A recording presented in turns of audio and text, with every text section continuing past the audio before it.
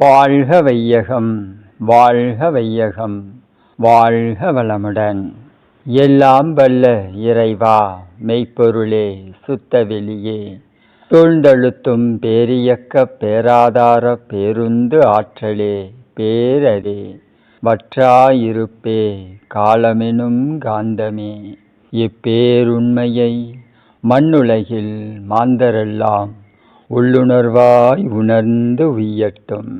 அன்னைக்கு வணக்கம், தந்தைக்கு வணக்கம், அருளாய் நிறைந்துள்ள ஆசான் அருள் தந்தை வேதாத்திரி மகரிஷி அவர்களுக்கு வணக்கம்.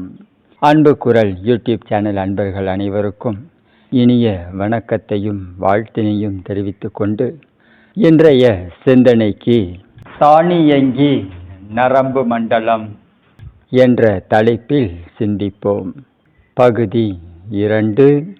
அப்படி உணர்ச்சி வயப்பட்ட நிலையில் நம் உடம்பை விட்டு வெளியேறிய ஆற்றல் போனதுதான், திரும்பி வராது. போனதுதான். உணர்வோடு நம்ம உடம்புல இருந்து ஆற்றல் வெளியே போகுதுன்னு வச்சுக்கோங்க, என்ன பண்ணும்? ஆற்றலை சேர்த்து எக்ஸ்டர்னா கொண்டு வந்துடலாம். ஆனால் உணர்ச்சி வசப்பட்டு உடம்பை விட்டு ஆற்றல் வெளியே போச்சு அப்படின்னா, ஆற்றல்னா உயிர் தான். உயிர் காந்தம், அணுச்சிதைவு, அது போச்சுன்னா போனது தான், மறுபடியும் திரும்பி வராது. இப்போ உணர்வோடு வெளியே போகிறோம். என்ன பஞ்சபூத நவகிரக தவம் பண்ணுறோமா? உணர்வோடு போய் மண்ணோட மண்ணாக இருந்து மண் சம்பந்தப்பட்ட ஆற்றல்லாம் நமக்குள்ளர இன்க்ரீஸ் ஆகும். நீரோட நீரானா நீர் சம்பந்தப்பட்ட ஆற்றல் நமக்குள்ளே இன்க்ரீஸ் ஆகும். அப்படி ஒவ்வொரு கோள்களோடும் இணைஞ்சு அந்தந்த ஆற்றலை பெருக்கி கொள்கிறோம். அப்போ உணர்வோடு வெளியே போனோம் அப்படின்னா இது நமக்கு எக்ஸ்டர்னா லாபமாக இருக்கும். ஆனால் உணர்ச்சி வசப்பட்டு நம்ம உடம்பை விட்டு ஆற்றல் வெளியே போனால் போனது தான், திரும்பி வராது. அப்போ இதெல்லாம் நம்ம கொஞ்சம் கவனமாக இருக்கும். ஒரே ஒரு விஷயத்தில் தெளிவாக இருங்க. என்ன ஆனாலும் சரி, என்னுடைய ஆற்றலை மட்டும் நான் இழந்து விட மாட்டேன் அப்படிங்கிறதுல ஸ்ட்ராங்காக இருங்க. சந்தர்ப்ப சூழ்நிலை வசமாக கொஞ்சம் அப்படி இப்படி இருந்தாலும் மறுபடியும் என்ன பண்ணிக்கணும், அந்த போர்ஷனுக்கு கரெக்டாக கொண்டு வந்துடணும். அதில் தெளிவாக இருக்கும். அப்போ இந்த முதுகுத்தண்டில் நடக்கக்கூடிய நிகழ்ச்சிகள் நல்லபடியாக இருக்கும். ஏற்கனவே மகரிஷி இந்த மகராசன பயிற்சிக்கும் அந்த முதுகுத்தண்டுக்கும் ஒரு சயின்ஸ் இருக்குங்கிறத நேற்று விளக்கத்தில் கொடுத்தோம் இல்லையா? ஸோ எவ்வளோ பெரிய விஞ்ஞானம் பாருங்க. ஒவ்வொரு தனி மனித வாழ்க்கையிலும் ஏற்படக்கூடிய தடை இதெல்லாம் நடக்க வேண்டியது நடக்கணும் அப்படின்னா முதுகுத்தண்டில் தான் விஷயம் இருக்குது. ஸோ அதுக்காக தான் மகராசன பயிற்சி மகரிஷி கொடுத்துருக்காங்க. அப்போ நம்மளுடைய உடம்புல எல்லா சக்கரங்களும் ஒரே ஸ்பீடில் சுற்றணும். ஒன்று வேகமாக சுற்றுது, ஒன்று ஸ்லோவாக சுற்றுது, இதுவும் பிரச்சனை தான். எப்படியும் இருக்கக்கூடாது. ஒரே ஸ்பீட், கீழே மூலாதாரத்திலேருந்து மேலே சகஸ்தாகாரம் வரைக்கும் எல்லா சக்கரமும் ஒரே ஸ்பீடில் சுற்றணும். அதுவும் கிளாக் வைஸாக சுற்றணும். கிளாக் வைஸாக சுற்றி ஒரே மாதிரி சுற்றிச்சு அப்படின்னா நம்மளுடைய இந்த ஆன்மீக வாழ்க்கையில் நம்ம அடுத்தடுத்த நிலைகளுக்கு போவோம். நம்மளுடைய இந்த பேராசிம்பத்தட்டிக் நர்வஸ் சிஸ்டம் ஸ்ட்ராங் ஆகிட்டே இருக்கும். ரெண்டாவது, இந்த உள்ளுணர்வு இன்ட்யூஷன் டெவலப் ஆகும்.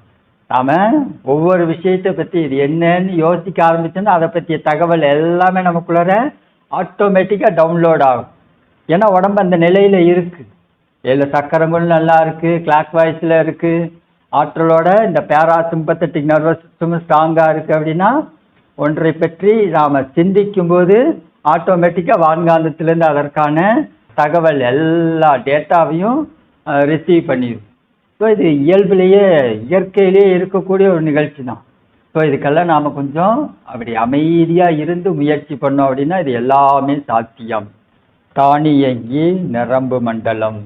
இப்போ நம்மளுடைய உடம்புல ஒரு சயின்ஸ் இருக்குது, மெடிக்கல் சயின்ஸ்.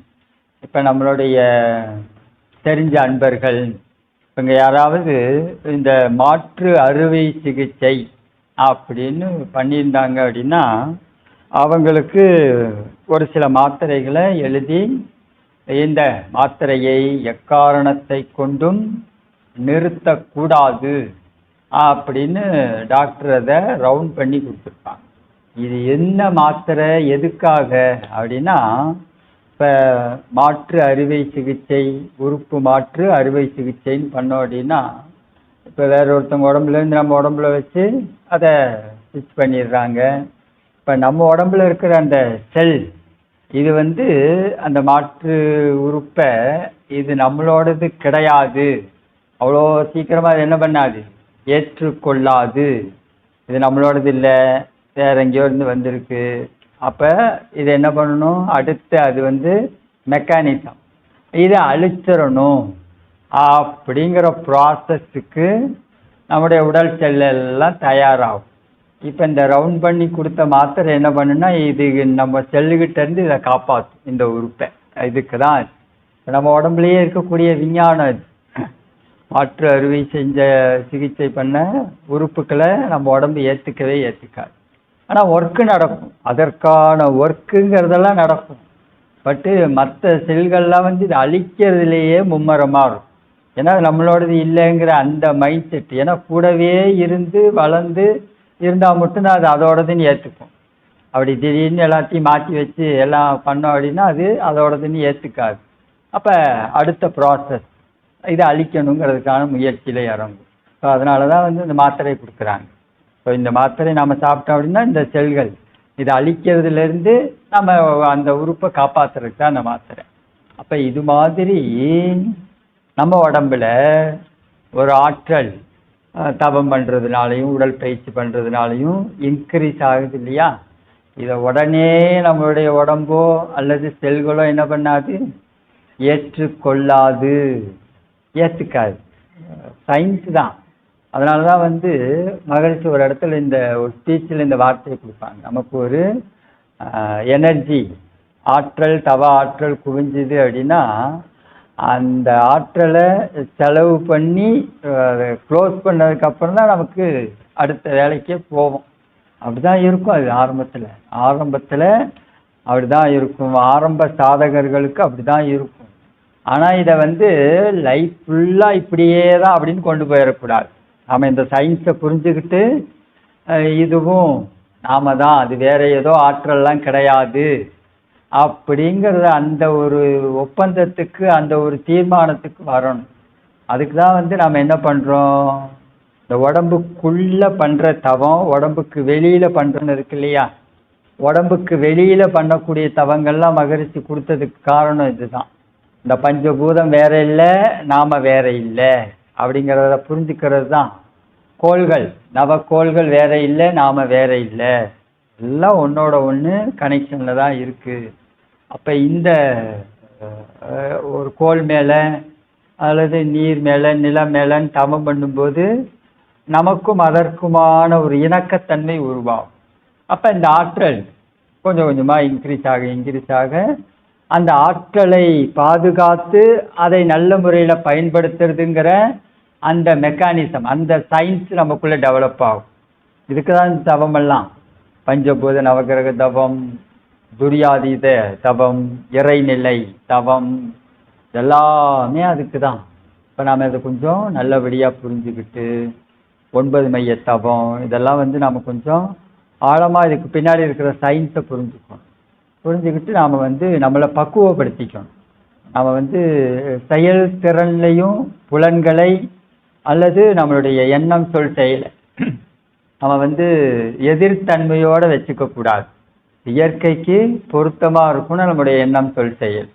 இயற்கைக்கு விரோதமான தன்மைகள் நமக்குள்ளே இருக்கிறதுனால தான் இந்த ஒரு மெக்கானிசம் நடக்குது. டக்குன்னு ஒரு விஷயத்தை நம்மளால் ஏற்றுக்க முடியாத தன்மை அப்படிங்கிறது இருக்குது, இயற்கைக்கு விரோதத்தன்மை. அப்போ இந்த இயற்கைக்கு பொருந்தக்கூடிய தன்மையை நாம் என்ன பண்ணணும், டெவலப் பண்ணணும்.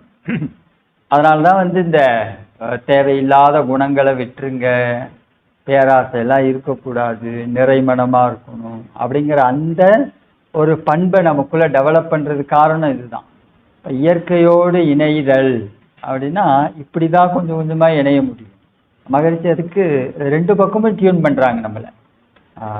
காந்தத்தின் மூலமாகவும் உயிரின் மூலமாகவும் நாம் கனெக்ட் ஆகிறோம். இந்த பக்கம் நம்மளுடைய சிந்தனைகள் செயல்பாடுகள் மூலமாகவும் கனெக்ட் ஆகிறோம். அப்படி 2 பக்கமுமே நாம் கனெக்ட் ஆனாதான் இந்த அறிவின் முழுமை பேருங்கிற நிகழ்ச்சிக்கு நாம் தயாராகும். இவ்வளோ ஆராய்ச்சி பாருங்க மகிழ்ச்சி பண்ணியிருக்காங்க. எல்லா வகையிலையும் நாம் தயாராகும். இப்போ அதே மாதிரி நம்ம உடம்புக்குள்ள இருக்கக்கூடிய இந்த தானியங்கி நரம்பு மண்டலம், இந்த தண்டுவட அனிச்சை செயல் அப்படின்னு இருக்கு இல்லையா, இந்த தண்டுவட அனிச்சை செயல் அப்படிங்கிறது நமக்கு ஒரு ஆபத்து அப்படின்னு வரும்போது வரக்கூடிய உணர்வு தான். தண்டுவட அனிச்சைங்கிறது நமக்கு ஒரு ஆபத்து வருது, அந்த நேரத்தில் ஒர்க் ஆகக்கூடிய சிஸ்டம் தான். இதை நாம் இந்த பேராசிம்பத்தட்டிக் நர்வஸ் சிஸ்டத்தை ஸ்ட்ராங்காக வச்சுருந்தோம் அப்படின்னா நம்முடைய முதுகுத்தண்டு, நம்முடைய உடம்புல இருக்கிற 7 சக்கரங்கள் இதெல்லாம் ஆற்றலோட குவான்டிட்டியாக இயங்குச்சு அப்படின்னா இதுவே தான் என்ன பண்ணுது, உள்ளுணர்வு தன்மை, இன்ட்யூஷன் அப்படிங்கிற சிஸ்டத்துக்கு விரிவடை. பாதுகாப்பு தன்மைங்கிற நிலையில் இருக்கிறது அப்படியே உள்ளுணர்வு தன்மையாக டெவலப் ஆகும். ஸோ அந்த நிலைப்பாட்டை தான் நாம் டெவலப் பண்ணுறதுக்காக பயிற்சிகளை பண்ணுறோம். அப்போ இதில் எல்லாத்தையும் நம்மளை கொஞ்சம் ஆர்வத்தோட புரிதலோடு இணைச்சிப்போம். நமக்கு ஒன்றும் புரியாமல் செயலை செஞ்சோன்னா அதற்கு தகுந்த விளைவு தான் வரும். சரியான முறையில் புரிஞ்சுக்கிட்டு சரியான மனோபாவ தெளிவோட ஒரு செயலை செய்யும்போது அது இன்னும் கொஞ்சம் குவாலிட்டியாக இன்க்ரீஸ் ஆகும். நல்ல விளைவுகளை நல்லபடியாக நமக்குள்ளார அனுபவமாக்கிக்க முடியும். ஸோ அந்த ஒரு விஷயம் நமக்குள்ளே நடைபெற வேண்டும் என்பதற்காகவே எதையும் சொல்லால மட்டுமே நம்பாதீங்கன்னு மகரிஷி சொன்னாங்க. எல்லாத்தையும் ஆராய்ச்சி பண்ணுங்க, சிந்தனை பண்ணுங்க. சிந்தனைக்கு பின்னே கிடைக்கக்கூடிய தெளிவு, அந்த தெளிவோடு நம்முடைய வாழ்க்கையை நாம் வாழணும். சும்மா ஆதி காலத்தில் அப்படி தானே பண்ணோம். அவங்க சொன்னாங்க இவங்க சொன்னாங்கிறதுக்காக கேட்டோம். ஆனால் இந்த காதில் கேட்டு இந்த காதில் விட்டுட்டோம் பாருங்க. அது நம்முடைய வாழ்வியலாக மாறல்.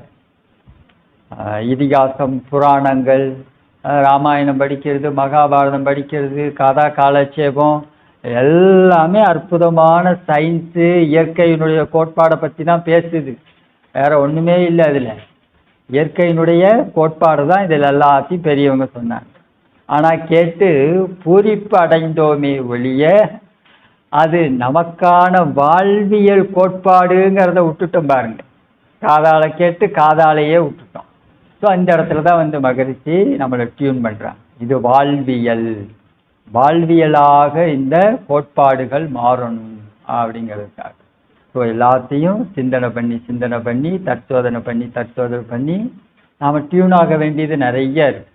ஏன்னா நம்ம கடந்து வந்த இந்த டிராவல் இருக்கு இல்லையா, பிரபஞ்ச தன்மாற்றத்தில் மனித இனம் அப்படிங்கிறது நீண்ட நெடிய ப்ராசஸ். நம்ம பல காலமாக என்ன பண்ணிட்டோம், இந்த 6வது அறிவை டெவலப் பண்ணாமையே இருக்கிற சிஸ்டத்துக்குள்ளேயே சுற்றி இங்கே வந்திருக்கோம். அப்போ இந்த 6வது அறிவு முழுமை பெறுவதற்கான ஒரு முன்னேற்பாடு, அதற்கான செயல்திறன்கள் இதெல்லாம் சேர்த்துக்கிட்டு இந்த காலகட்டம் வளரக்கூடிய முறையில் அமைஞ்சிருக்கு. மகரிஷி நமக்கு அதுக்கு தகுந்த மாதிரி பயிற்சி முறைகளையும் கொடுத்துருக்காங்க.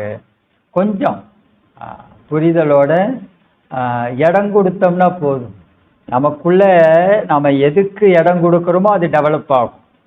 நாம் ஒரு விஷயத்தை மனதால் ஏற்றுக்கலை அப்படின்னா கண்டிப்பாக அது நமக்குள்ளே வளரவே வளராது. அது எதுவானாலும் சரி, நல்லதானா இருந்தாலும் சரி, கெட்டதாக இருந்தாலும் சரி, நாம் நமக்குள்ளே இடம் கொடுத்தது மட்டும்தான் வளரும், தங்கும், தலைக்கும்.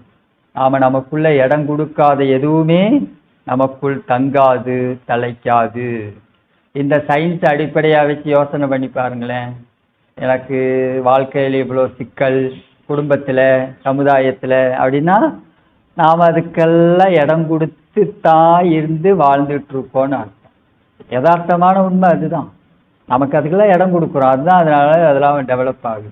ஸோ இதை கொஞ்சம் சிந்தனையோட கவனத்தோட இதெல்லாம் ஒதுக்கி வச்சுட்டு இது மாதிரியான தன்மைகள்லேருந்து நாம் கொஞ்சம் விலகி நல்ல விஷயங்களுக்கு நமக்குள்ளே இடம் கொடுத்தல், நல்ல விஷயங்களை டெவலப் பண்ணிக்கிறது அப்படிங்கிற முறையில் நம்மை உயர்த்தி கொள்ள வேண்டும். இதே இடத்துல இன்னொரு சயின்ஸையும் நாம் புரிஞ்சுக்கணும். நாம் ஒரு பாழடைஞ்ச வீட்டை சுத்தம் பண்ணுறோம். நம்மளுடைய இந்த பிறவி தொடர் அப்படிங்கிறது நீண்ட நெடியது. இப்போ ஏற்கனவே ஃபுல்லாக டஸ்ட்டாக தான் இருக்குது, பாழடைஞ்சிருக்கு. இதை நாம் க்ளீன் பண்ணுற ப்ராசஸில் இறங்கியிருக்கோங்கிற தெளிவோடு இருக்கணும். பாதுகாப்பு அரண், அதாவது இப்போ தூசியான ஒரு வீட்டை நம்ம ஒட்டடி அடிக்கிறோம், பெயிண்ட் அடிக்க போகிறோம் அல்லது சுண்ணாம்பு அடிக்க போகிறோன்னு வச்சுக்கோங்களேன், க்ளீன் பண்ண போகிறோம் அப்படின்னா கண்டிப்பாக டஸ்ட்டு அலர்ஜி ஆகும், ஆகாமெல்லாம் போகாது. அப்போ அதுக்கு தகுந்த முறையில் என்ன பண்ணிக்கணும், பாதுகாப்பு மாஸ்கெல்லாம் போட்டுக்கணும். முடிஞ்ச அளவுக்கு க்ளீன் பண்ணும்போது நமக்கு அதனால் உபாதைகள் எதுவும் வராமல் பார்த்துக்கணும். அதனால தான் மகிழ்ச்சி டெய்லி உடல் பயிற்சி பண்ண சொல்கிறாங்க. இங்கே நம்ம ப்ராசஸ் க்ளீன் பண்ண இது என்ன பண்ணிடும், வெளியே தள்ளிடலாம். காயக்கல்பம், உயிருக்கு வலிமை இருக்க அது வெளியே தள்ளிடலாம். தவம், துரியாதீதம் 9 மைய தவமெல்லாம் பண்ண நம்ம இந்த காந்தத்தில் இருக்கக்கூடிய கழிவுகள், அணுக்களில் இருக்கக்கூடிய கழிவுகள் இதெல்லாத்தையும் என்ன பண்ணலாம், வெளியே கொண்டு போய் அங்கே விட்டுறலாம். அதே மாதிரி நம்மளுடைய நடத்தை, ரொம்ப முக்கியமாக கவனிக்க வேண்டியது என்னென்னா நம்முடைய நடத்தை தான். நம்முடைய எண்ணம் சொல் செயல் எப்படி இருக்கிறது அதை பொறுத்து இந்த ப்ராசஸ் நல்லபடியாக நடக்கும். நம்முடைய எண்ணம் சொல் செயல் கொஞ்சம் வேறு மாதிரி முரண்பாடா அல்லது இதுக்கு பொருத்தமில்லாமல் இருந்துச்சு அப்படின்னா இது வெளியே போகிற ஆற்றல் மறுபடியும் வெளியே போகிற கழிவுகள் மறுபடியும் உடம்புக்குள்ளேயே அணுக்கள்லேயே சேவ் ஆயிடும். ஸோ அதனால் கவனமாக இருக்கும். நம்மளுடைய கேரக்டர், நம்மளுடைய பண்புகளை உயர்த்தி கொள்ள வேண்டும். நாளுக்கு நாள் கொஞ்சம் கொஞ்சமாக டெவலப் ஆகலாம். ஒரே நாள்லாம் முடியாது, அது வேண்டவும் வேண்டாம். கொஞ்சம் கொஞ்சமாக என்ன பண்ணலாம், பண்படைந்து கொண்டே வரணும். இன்றைய விட நாளை இன்னும் நாம் டெவலப் ஆகிருக்கோம். குவாலிட்டியாக நம்முடைய எண்ணம் சொல் செயல்களை வச்சுக்கணும். நாளை விட நாளை மறுநாள் இன்னும் குவாலிட்டியாக நம்முடைய எண்ணம் சொல் செயல்களை அமைச்சுக்கணும். இப்படி நாளுக்கு நாள் நாம் உயர வேண்டியதில் உயர்ந்துக்கிட்டே இருக்கணும். விட வேண்டியதை தேவையில்லாததை விட்டுக்கிட்டே போகணும். ஒரே நாளில் எல்லாத்தையும் கழித்து கட்டலாம் முடியாது. அப்படி கழித்து கட்டுறதும் ஆபத்து. அந்த ப்ராசஸ் நமக்கு வேண்டாம். ஸோ கொஞ்சம் கொஞ்சமாக ரிமூவ் பண்ணுவோம்.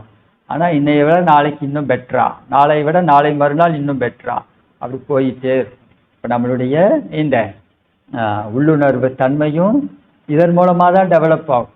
இந்த பக்கம் நம்ம இன்க்ரீஸ் ஆக இது அப்படியே குவாலிட்டி இன்க்ரீஸ் ஆகிட்டே இருக்கும். அப்புறம் ஆட்டோமேட்டிக்காக நமக்கு ஆட்டோமேட்டிக் நர்வஸ் சிஸ்டம் மூலமாக பிரபஞ்ச உண்மைகளை புரிந்து கொள்ளலாம். இறைவனோடு நாம் தொடர்பு கொள்றதெல்லாம் இந்த ஆட்டோமேட்டிக் நர்வஸ் சிஸ்டம் தான். ஆட்டோமேட்டிக் நர்வஸ் சிஸ்டத்தை தான் அவன் கண்ட்ரோலில் வச்சுருக்கான். நல்லா யோசனை பண்ணி பாருங்களேன். இந்த ஆட்டோமேட்டிக் நர்வஸ் சிஸ்டம் யாரோட கண்ட்ரோலில் இருக்குது, அவனோட கண்ட்ரோலில் இருக்குது. அப்போ இதை நல்ல முறையில் நாம் டியூன் பண்ணி நம்மளுடைய மனம் விரும்பி இயங்கக்கூடிய நரம்பு மண்டலத்தை, சென்ட்ரல் நர்வஸ் சிஸ்டத்தை குவாலிட்டி இன்க்ரீஸ் பண்ணிட்டோன்னு வச்சுக்கோங்களேன், இந்த ஆட்டோமேட்டிக் நர்வஸ் சிஸ்டம் என்ன ஆகும், அவனோடு இணைஞ்சு இயங்கிறதுக்கு தயாராகிடும். இப்போ ப்ராசஸ் இவ்வளோதான், சிம்பிள் தான், எளிமையாக இருக்குது பாருங்கள் இந்த உண்மை. நாம் இங்கே கொஞ்சம் மனம் விரும்பி இயங்கக்கூடிய நரம்பு மண்டலத்தை நல்லபடியாக வச்சுக்கணும். ஆட்டோமேட்டிக்காக அந்த பேராதார பெருவெளியில் இருந்து இயங்கக்கூடிய நிகழ்ச்சிகள் எல்லாமே நமக்கு அனுபவமாகும்.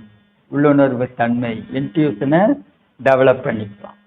அப்போ இந்த கிளாக் வைஸாக நம்மளுடைய 7 சக்கரங்கள் இருக்கணும். உணர்ச்சி வசப்பட்டு அப்படி டக்குன்னு எதுக்காவது ஒன்றுக்கு பயப்படுறோன்னு வச்சுக்கோங்களேன், உணர்ச்சி வசப்பட்டு ஆற்றல் வெளியே போயிடுது. அப்போ வேக்கும்னு ஒன்று உருவாகுதா, உணர்ச்சி வசப்படும் போது டக்குன்னு எனர்ஜி ஸ்ப்ரெட் ஆகி உள்ளுக்குள்ளே வேக்கும்னு ஒன்று உருவாகும். ஆட்டோமேட்டிக்காக அந்த இடத்த நிரப்புறதுக்கு வேறு ஏதாவது தேவையில்லாத சோல் உள்ளே உட்காந்துருச்சுன்னா அப்புறம் அது பிரச்சனையாகும்.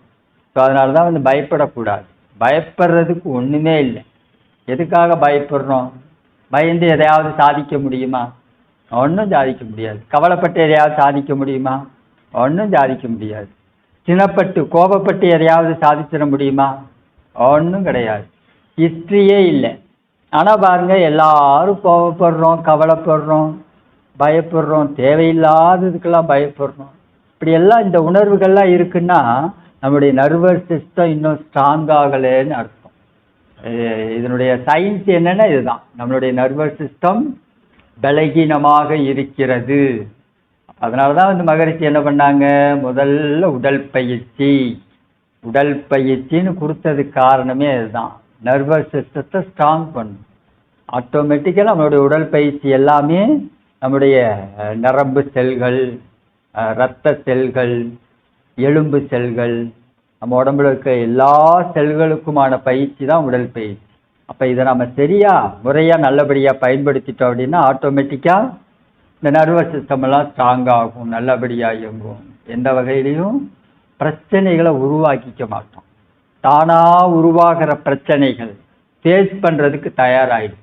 2 விஷயம் டெவலப் ஆகும். ஒன்று, நாம் பிரச்சனையை உருவாக்கிக்க மாட்டோம். அப்படி தானாக ஏன்னா நம்ம சமுதாயத்தில் தானே இருக்கோம், எல்லாத்தோடையும் சேர்ந்து தான் இருக்கோம். குடும்பத்தில், தொழில் செய்யக்கூடிய இடங்களில், நண்பர்கள் வட்டத்தில் ஏதாவது ஒரு பிரச்சனை சிக்கல்கள் அப்படி உருவாச்சினாலும் ஃபேஸ் பண்ணுறதுக்கு தயாராக இருக்கும். டெக்னிக்கலாக ஒர்க் பண்ணுவோம். இவ்வளோ நாளாக நாம் கொஞ்சம் ஹார்ட் ஒர்க்கெல்லாம் பண்ணியிருக்கோம் இல்லையா, ஹார்ட் ஒர்க்கெல்லாம் தேவையே இல்லை. டெக்னிக்கல் ஒர்க் பண்ணால் போதும். ஸ்மார்ட் ஒர்க் பண்ணுங்க. ஹார்ட் ஒர்க்கெல்லாம் பண்ணுறது வேஸ்ட்டு, தேவையே இல்லை, எனர்ஜி தான் லாஸ் ஆகும். ஸ்மார்ட் ஒர்க் பண்ணலாம். ஈஸியாக ஒரு விஷயத்தை எப்படி ஃபேஸ் பண்ணுறது, அதை எப்படி சால்வ் பண்ணுறது, ஒன்றும் பெருசாலாம் இல்லை. இந்த பிரச்சனை இதனால தான் உருவாச்சு, இதுதான் காரணம், இதற்கான தீர்வு இதுதான் அப்படின்னு நம்ம ஏற்கனவே சிந்திச்சு புரிஞ்சு வச்சுருந்தோம் அப்படின்னா நாம் என்ன பண்ணலாம், தீர்வை நோக்கி நகர்ந்துடலாம். நமக்கு பிரச்சனை எப்படி உருவாகும், எது மாதிரி உருவாகுதுன்னே தெரியல அப்படிங்கும்போது என்ன பண்ணுறோம், ஒரு சின்ன பிரச்சனையை பெரிய பிரச்சனையாக மாற்றிடும். இப்போ உலகம் முழுக்க இதுதானே நடக்குது. ஒரு சின்ன பிரச்சனை, ஸ்மால் ப்ராப்ளம், அதை பெரிய ப்ராப்ளமாக மாற்றி அதற்கான சொல்யூஷன் என்னன்னு நமக்கு சரியா அதை முன்னாடியே தெரிஞ்சு வச்சுக்கணும். நாம் பிரச்சனை வரும்போது பார்த்துக்கலாம் அப்படிங்கிறது அறிவுடைமை அல்ல. பிரச்சனை வந்தாலும் நான் இதை இந்த நிலையில் அதை டீல் பண்ணணும் அப்படிங்கிறது தான் 6 அறிவு. 6வது அறிவுங்கிறது இதுதான். 6வது அறிவுன்னா என்னது, இப்போ இந்த விலங்குகள்லாம் என்ன பண்ணுது, விலங்குகளுக்குள்ள ஒரு எனர்ஜி இருக்கிற வரைக்கும் அதை என்ன பண்ணும், ஆக்டிவாக இருக்கும், ஒர்க் பண்ணும். அதோட எனர்ஜி டவுன் ஆகிடுச்சின்னு வச்சுக்கோங்க, அவ்வளோதான், முடிஞ்சுது. அதோட ஒர்க்கு கொஞ்சம் டவுன் ஆகும், ஸ்பாயில் ஆகும். அப்போ நமக்கு விலங்குக்கும் என்ன வித்தியாசம், எனர்ஜியை பெருக்கி கொள்ளுதல், எனர்ஜியை முறையாக பயன்படுத்துதல். அந்த நிலையில் நம்முடைய இயற்கையினுடைய கட்டமைப்புக்குள்ளே வாழ்கிறது. இதுதான் வந்து 6வது அறிவினுடைய சிறப்பு. இதுதான் வந்து இன்ட்யூஷன், உள்ளுணர்வு தன்மை. இந்த உள்ளுணர்வு தன்மையை நாம் டெவலப் பண்ணிக்கணும்.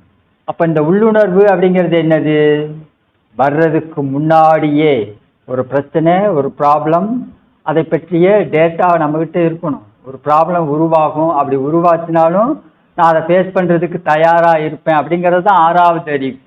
ஒரு சிக்கல் வந்தாலும் சரி, ஒரு பிரச்சனை வந்தாலும் சரி, ஒரு ப்ராப்ளம் வந்தாலும் சரி, அப்படி உருவானா நான் அதை ஃபேஸ் பண்ணுறதுக்கு தயாராக இருக்கேன். அது எது மாதிரியான பிரச்சனையாக இருக்கும், எப்படி வரும், அதை நான் எப்படி ஃபேஸ் பண்ணணும் அப்படிங்கிறதெல்லாம் என்ன பண்ணணும், உட்காந்து யோசிக்கணும். பெருசாக நமக்கு புதுசாலாம் வரப்போகிறது இல்லை.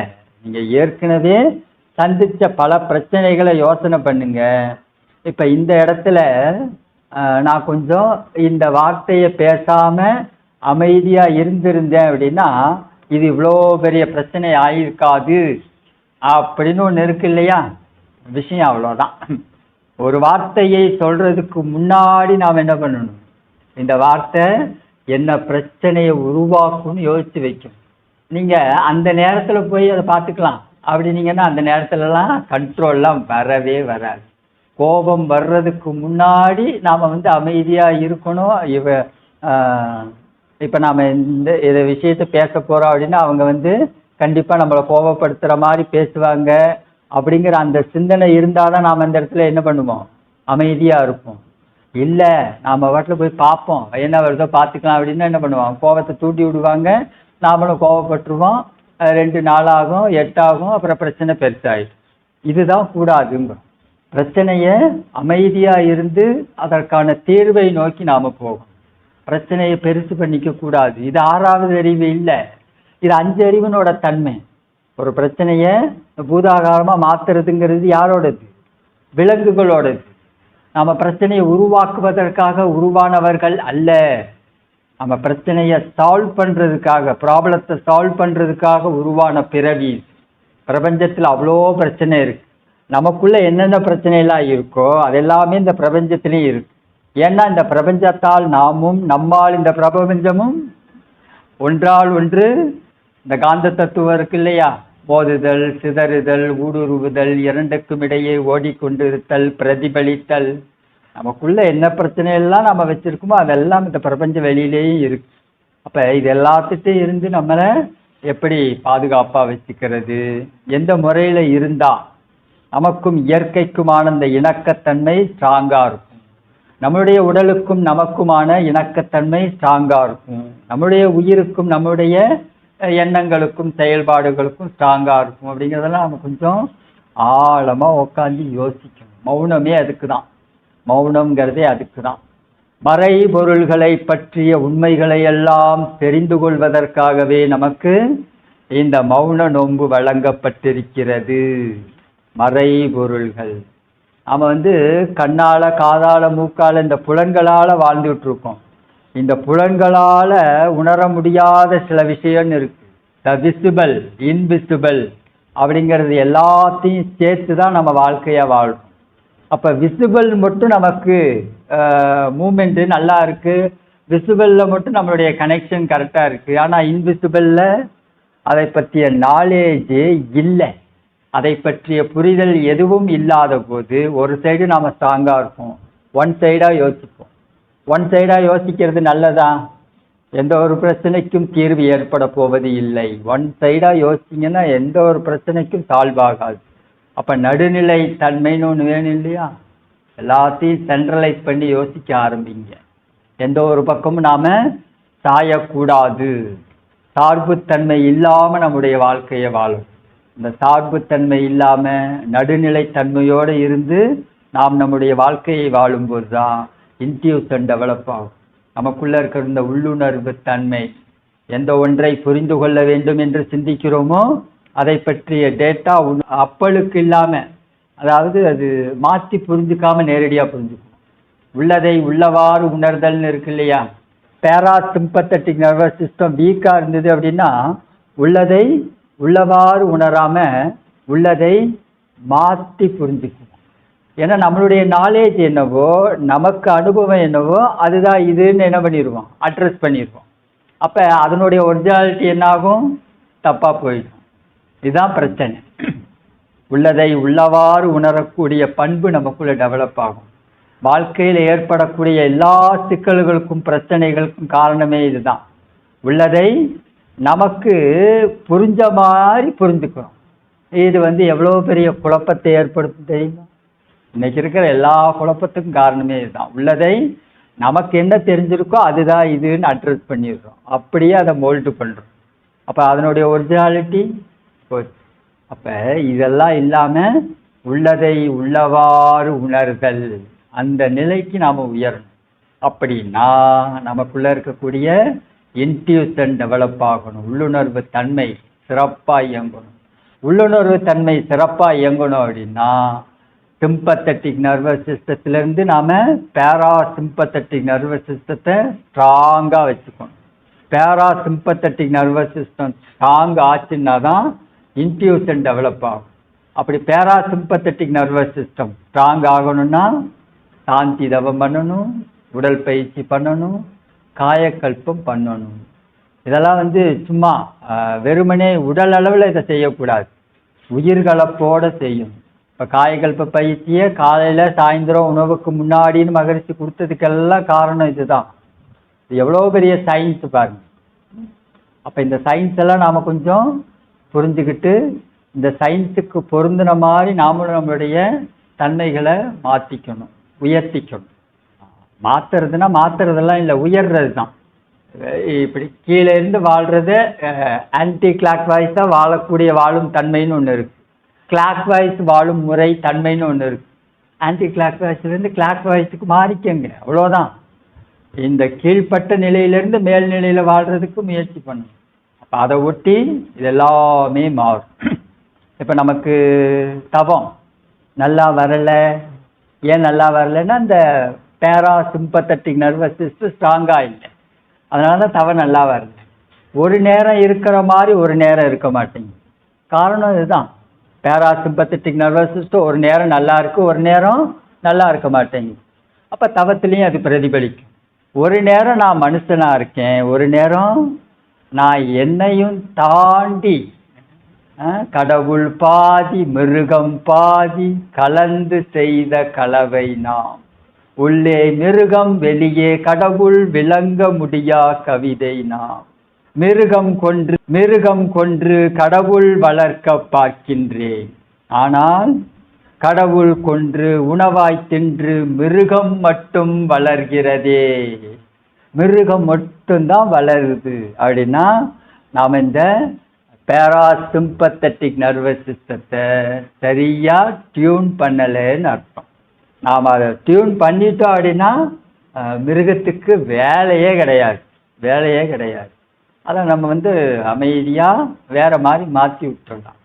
இப்போ நமக்குள்ளே இருக்கக்கூடிய சிஸ்டம் தான் ரெண்டுமே பாருங்கள் நம்மக்கிட்ட தான் இருக்குது. அப்போ எதை நாம் ஆக்டிவேட் பண்ணணும் அப்படிங்கிறதுல நம்ம கொஞ்சம் ஸ்ட்ராங்காக தெளிவாக இருக்கும். ஸோ இந்த புரிதல் நமக்குள்ளே இருந்துச்சு அப்படின்னா அதற்கான ஒர்க்கில் நம்மளை இணைச்சிக்கணும். பாருங்கள், சாந்தி தவம் நல்லா பண்ணணும். தூங்குறதுக்கு முன்னாடி டெய்லி சாந்தி தவம் பண்ணுங்கன்னு சொல்கிறதுக்கெல்லாம் காரணம் இதுதான். அது நம்மளால் உணர முடியல, அதெல்லாம் நமக்கு தேவையே இல்லை. நம்ம வேலை என்ன, அங்கே மனசை வச்சு கவனிக்கிறது, அவ்வளோதான்.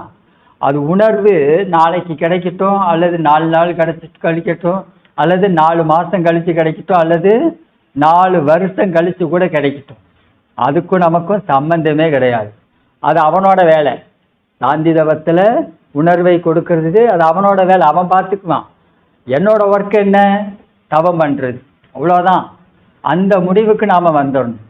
இல்லை உணர்வு கிடைச்சாதான் நான் பண்ணுவேன் அப்படின்னா என்னைக்குமே கிடைக்காது. ஏன்னா சிஸ்டம் உருவாகவே இல்லை. சிஸ்டம் உருவாகணும் அப்படிங்கிறதுக்கு அந்த சைடு நம்ம ஒர்க் பண்ணாதானே இது ரெடி ஆகும்.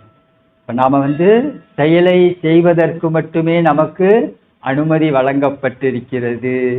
விளைவை பற்றி சிந்திப்பதற்கோ அல்லது விளைவில் நாம் வாழ்வதற்கோ நமக்கு எந்த உரிமையும் கிடையாது. இதை தான் பகவத்கீதையில் வியாசர் சொல்கிறார். செயலை மட்டுமே நீ செய், விளைவை என்னிடம் விட்டுவிடு. விளைவை அவன்கிட்ட கொடுத்துடணும், அவன் பார்த்துக்குவான். நம்மளோட வேலை என்ன, தவம் பண்ணுறது, அவ்வளோதான். பார்த்து தவம் பண்ணிகிட்டே இருக்கணும். சாந்தி தவத்தை டெய்லி தூங்குறதுக்கு முன்னாடி பண்ணிடணும். வெள்ளிக்கிழமை 2 நேரமும் சாந்தி தவம் தான். மகிழ்ச்சி சனிக்கிழமை காலையில் வரைக்கும் அதோட வேவ் லென்த்து இருக்குங்கிறாங்க. சனிக்கிழமை காலையிலையும் சாந்தி தவம் பண்ணணும்.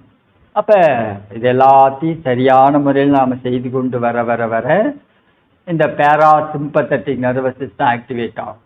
உள்ளுணர்வு தன்மை, இன்ட்யூஷன் டெவலப் ஆகும். இன்ட்யூஷன் அது டெவலப் ஆனால் மட்டும்தான் நாம் கொஞ்சம் அந்த அனுபவங்கிறது கிடைக்கும். எல்லாத்துலேயுமே உயிரை பற்றிய அனுபவம், மனதை பற்றிய அனுபவம், இந்த பருவுடலை பற்றிய, இந்த சரீரத்தை பற்றிய அனுபவம், பஞ்சபூத அனுபவம், பிரபஞ்ச அனுபவம்னு இருக்கு இல்லையா. இதில் நம்ம அனுபவம் இல்லாமல் நம்மளால் கொஞ்சம் என்ன பண்ண முடியாது, ஒரு சில விஷயங்களில் ஆர்வமாக ஈடுபட முடியாது. அது இயற்கையில் ஒரு சயின்ஸாகவே இருக்குது.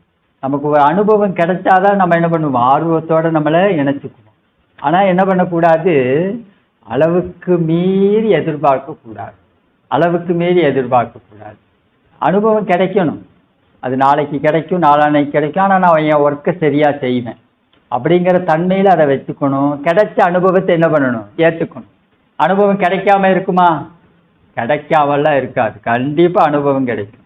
ஆனால் நாம் எதிர்பார்ப்புன்னு ஒன்று வச்சுருக்கோம் இல்லையா, அது 70 mm ஸ்க்ரீனில் போட்டு ஓட்டுறோம், அவ்வளோ பெரிய எதிர்பார்ப்பு. ஆனால் இங்கே ஒரு மானிட்டர் சைஸில் தான் இங்கே நமக்கு அனுபவம் கிடைச்சிருக்கு அப்படின்னா என்ன ஆகுது, அதுக்கும் இதுக்கும் இடிக்குது. இதுதான் பிரச்சனை. அப்போ நம்மளுடைய ஃபோக்கஸ் எல்லாம் 70 mm இருக்குது. இது வெறும் மானிட்டர், வெறும் 7.5 இன்ச்சில் நமக்கு உணர்வு கிடைச்சிருக்கு. அப்படிங்கும்போது இது என்ன பண்ணும், கிளாஷ் ஆகும். அப்போ நம்ம டோட்டலாக எதிர்பார்ப்பை விட்டுறோம். கிடைச்ச அனுபவத்தோடு ட்ராவல் பண்ணுங்க. இப்போ இந்த 7 இன்ச்சுக்கு ஒரு அனுபவம் கிடைச்சிருக்கா, இதை நான் 8 இன்ச்சா மாற்றணும்னா என்ன பண்ணணும், 9ஆ மாற்றணும்னா என்ன பண்ணணும், இதை 30ஆ மாற்றணும்னா என்ன பண்ணணும் யோசிக்கும். இப்படி போனீங்கன்னா நம்ம இதை டெவலப் பண்ணலாம். ஆனால் 70 mmலேயே நீங்கள் மெல்ட் ஆகிட்டீங்கன்னு வச்சுக்கோங்களேன், அப்புறம் இது 7.5 15ஆ மாறினாலும் உங்களுக்கு திருப்தி இருக்காது, அது 30ஆ மாறினாலும் உங்களுக்கு திருப்தி இருக்காது. போச்சா? இதனால தான் மகிழ்ச்சி எதிர்பார்த்தல் வேண்டாம்ங்கிறாங்க. எதிர்பார்த்தல் பெரும்பாலும் ஏமாற்றத்திலேயே முடிவடையும். எதிர்பார்க்காதீங்க, தேவையே இல்லை. செயலை செஞ்சுருக்கோம், விளைவு அவன் கொடுப்பான். விளைவுங்கிறது என்னுடைய கருமையத்துக்கு பொருத்தமாக தான் அமையும் அப்படிங்கிற அந்த சயின்ஸை புரிஞ்சுக்கங்க. நம்ம எதிர்பார்க்க வேண்டிய அவசியம் இல்லை. கிடைச்ச அனுபவத்தோட அடுத்தடுத்த நிலைகளுக்கு ட்ராவல் ஆயிடலாம். அப்போ இந்த சயின்ஸ் எல்லாம் நம்ம புரிஞ்சுக்கிட்டு நம்மளுடைய இந்த பேராசிம்பத்தட்டிக் நர்வஸ் சிஸ்டத்தை டெவலப் பண்ணிக்கணும். அதற்கென கொடுக்கப்பட்ட பயிற்சிகளில் நம்மளை ஆழமாக ஈடுபடுத்தி கொள்ள வேண்டும். ஸோ சாந்தி தவம், காயக்கல்ப பயிற்சி, இதெல்லாத்தையும் கொஞ்சம் உயிர்கலப்போடு செய்யும். கொஞ்சம் அதை ஏனோ தானோன்னு செஞ்சோம்னாலும் அதனுடைய சயின்ஸு மாறிடும். ஸோ காயக்கல்பங்கிறது அந்த ஜீவவித்து குழம்போட ஜீவவித்து குழம்பா நம்ம மனசு என்ன ஆகணும், அப்படி நிற்கணும். எக்டோபிளாசம்னு ஒரு எனர்ஜி லோட் ஆகுது இல்லையா, காயக்கல்ப பயிற்சியில் என்ன பண்ணுறோம், ஓஜஸ் ஆற்றலை ப்ரொடக்ஷன் பண்ணுறோம். ஓஜஸ் ஆற்றல் அப்படிங்கிறது ஒவ்வொரு செல்களும் தன்னைத்தானே இயக்கிக் கொள்வதற்கான எனர்ஜி. அது அப்படிப்பட்ட எனர்ஜியை நாம் என்ன பண்ணுறோம், ப்ரொடக்ஷன் பண்ணுறோம். இந்த ஓஜஸ் ஆற்றல் எங்கே ப்ரொடக்ஷன் ஆகுது அப்படின்னா பிரபஞ்ச வெளியில் பஞ்சபூத நவகிரக தவத்தில் மகரிஷி இந்த வார்த்தையை கொடுக்குறாங்கல்ல, அணுக்கள் செயலற்று நின்று விடுகின்றன, அவை சுத்த வெளியாக பிரம்மமாக மாறிக்கொண்டிருக்கும் நிலை. இது மிக மிக அங்கே நிற்க முடியாமல் ஒருபுறம் ராகு என்றும் ஒருபுறம் கேது என்றும் பிரபஞ்ச வெளியெல்லாம் கடந்து சுத்த வெளியோடு கலந்து கொண்டிருக்கிறது. இதுவே ஓஜஸ் சுத்த சக்தி.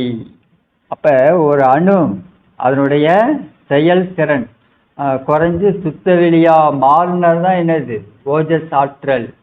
அப்போ அந்த ஆற்றலை நம்ம இங்கே ப்ரொடக்ஷன் பண்ணுறோம் அப்படின்னா எவ்வளோ பெரிய விஷயம் இது. நம்ம ஏதோ ஆனஸ் மசில்ஸை அப்படி டைட் பண்ணுறது லூஸ் பண்ணுறது கிடையாது காயக்கல்பம். அது இல்லை, அங்கே மிங்கிள் ஆகும். எக்டோபிளாசம் அந்த ஜீவவித்து குழம்போட குழம்பா நின்று அங்கே ப்ரொடக்ஷன் ஆகிற எனர்ஜியை ஃபீல் பண்ணும். நீங்கள் முயற்சி பண்ணாதான் அது ஃபீல் ஆகும். நீங்கள் உள்ளே இருந்து காயக்கல்பம் பண்ணுறதுக்கும் வெறும் புதத்தில் இருந்து காயக்கல்பம் பண்ணுறதுக்கு வித்தியாசம் இருக்குது. எங்கேருந்து பண்ணணுமோ அங்கேருந்து அந்த செயலை அனுபவித்து அதை அனுபவமாக்கிட்டு செய்யும். அப்போ இனிமேல் நாம் காயக்கல்பம் பண்ணும்போது எக்டோபிளாசத்தை ஃபோக்கஸ் பண்ணுங்க. எனர்ஜி லோட் ஆகுது, எனர்ஜி கண்டிப்பாக ப்ரொடக்ஷன் ஆகுது. அப்போ அதை ஃபீல் பண்ணுறதுக்கு என்ன, நீங்கள் முயற்சி பண்ணாதான் அது ஃபீல் ஆகும். அதே மாதிரி நீங்கள் கிளாக் வைஸாக உங்களுடைய குண்டலினி சக்தியை நீங்கள் சுற்றுன்னு கமாண்டை கொடுத்தாதான் அது கிளாக் வைஸில் சுற்றும். அப்படி இல்லைன்னா அது ஆன்டி கிளாக் வைஸில் தான் சுற்றும். நீங்கள் கமாண்டு கொடுக்கறதுக்காக தான் அது காத்துக்கிட்டு இருக்கு. உங்களுடைய நோக்கத்துக்கும் உங்களுடைய செயலுக்கும் உங்களுடைய திறமைக்கும் தக்கவாறு அது தன்னைத்தானே மாற்றிக்கொள்வதற்கு தயாராக இருக்கு. நீங்கள் தான் என்ன பண்ணணும், அதை ஃபோக்கஸ் பண்ணி அதுக்கு தகுந்த மாதிரி கொஞ்சம் மாற்றி ஒர்க்கை ஸ்டைலை மாற்றணும். இருக்கிறத ஃபீல் பண்ணுறது அப்படிங்கிறது ஓகே, ஆரம்ப சாதகர்களுக்கு ஓகே, போயிட்டே இருக்கலாம், தப்பு இல்லை. ஆனால் நாளாக நாளாக அது இப்படி தான் இயங்கணும் அப்படிங்கிற தன்மைக்கு அதை இயக்கியும் பழக்கணும். அதை இயக்கிற அளவுக்கு நாமளும் இங்கே குவாலிட்டி இன்க்ரீஸ் பண்ணிக்கணும். நிறை மனம், சகிப்புத்தன்மை, ஈகை, கற்பு, சமநேர், நிறை உணர்வு, மன்னிப்பு, விட்டு கொடுத்தல், தியாகம், சகிப்புத்தன்மை, இதெல்லாம் டெவலப் ஆச்சு அப்படின்னா நீங்கள் குண்டலினி சக்தி என்ன பண்ணலாம், அப்படி நில்லுன்னா நிற்கும், கிளாக்குன்னா கிளாக் வாய்ஸில் சுற்றும், பிரபஞ்ச வெளியில் அப்படி விரித்து விட்டோன்னா அப்படி விரிஞ்சு நிற்கும். இல்லை நீங்கள் பிடிச்சி தள்ளினாலும் அது போகாது, அங்கே போயிட்டு வாவான்னு இழுத்தாலும் அது வராது. ஸோ இது நம்மகிட்டையும் சில விஷயங்கள் வேணும் இல்லை, நம்ம மாறணும், தன்மையாக மாறணும், நுண்மையாக மாறணும். அப்படி பண்போடு இருந்து அந்த பண்பட்ட நிலையில் இந்த பிரபஞ்ச வெளியில் உள்ள ஆற்றல் நம்ம உடம்புல உள்ள ஆற்றலோட அப்படி கனெக்ட் ஆனோம்னா ஈஸியாக எல்லாமே ஸ்மூத்தாக இருக்கும். எல்லாத்தையும் புரிஞ்சுக்கலாம். இன்ட்யூஷன் உள்ளுணர்வு தன்மை டெவலப் ஆகும். இப்போ எல்லாமே யார்கிட்ட இருக்குது? நம்மக்கிட்ட தான் இருக்கு. எதுக்கு முக்கியத்துவம் கொடுக்கணுமோ அதுக்கு முக்கியத்துவம் கொடுத்து வாழ்ந்தா போதும். மகரிஷி எல்லாத்தையும் சொல்லிட்டாங்க. மகரிஷி இதை செய்யுங்க இதை செய்யாதீங்கன்னு எங்கேயாவது சொல்லியிருக்காங்களா? மகரிஷியோட ஸ்பெஷலே அதுதான். இதை செய்யலாம் சொல்லவே மாட்டாங்க. இதனுடைய விளைவு இத்தகையது, உங்களுடைய தன்மை இத்தகையது, எதுவோ நீங்களே என்ன பண்ணுங்க, முடிவு பண்ணிக்கங்க, அவ்வளோதான். ஸோ இது கொஞ்சம் ஃப்ரீடமாக விட்டதுனாலேயே நாம் மிஸ்யூஸ் பண்ணுறோம். நமக்கு கொடுக்கப்பட்ட சுதந்திரத்தை கொஞ்சம் விளையாட்டுத்தன்மையெல்லாம் கொஞ்சம் விட்டுட்டு ஆர்வத்தோட முயற்சி பண்ணோம் அப்படின்னா நமக்கு எல்லாம் சாத்தியமாகும். பிறப்புக்கும் எவ்வுயிருக்கும் சிறப்பு ஒவ்வா செய் தொழில் வேற்றுமையாமே. அந்த சிறப்பை ஒவ்வ வைத்து விடலாம். சிறப்புக்கு தகுந்த பெரும் தகைமையோடும் பொருந்திய உணர்வோடும் நாம் நம்முடைய வாழ்க்கையை நிறைவாக வாழ முடியும். அதற்காக வழங்கப்பட்டதே மனவளக்கலை பயிற்சி. இந்த பயிற்சியை சிறப்பாக செய்து நாமும் நம் குடும்பமும் வாழ்வில் எல்லா வளங்களும் நிறைவாக பெறுவோம் என்று கூறி இந்த சிந்தனையை நிறைவு செய்து கொள்வோம். இந்த சிந்தனை உங்களுக்கு பிடித்திருந்தால் நம்மளுடைய யூடியூப் சேனலை சப்ஸ்கிரைப் பண்ணிக்கோங்க. தெரிந்த அன்பர்களுக்கு ஷேர் பண்ணுங்கள். இந்த சிந்தனை பற்றிய கருத்துக்கள் வரவேற்கப்படுகின்றன. நன்றி, வாழ்த்துக்கள், வாழ்க வளமுடன்.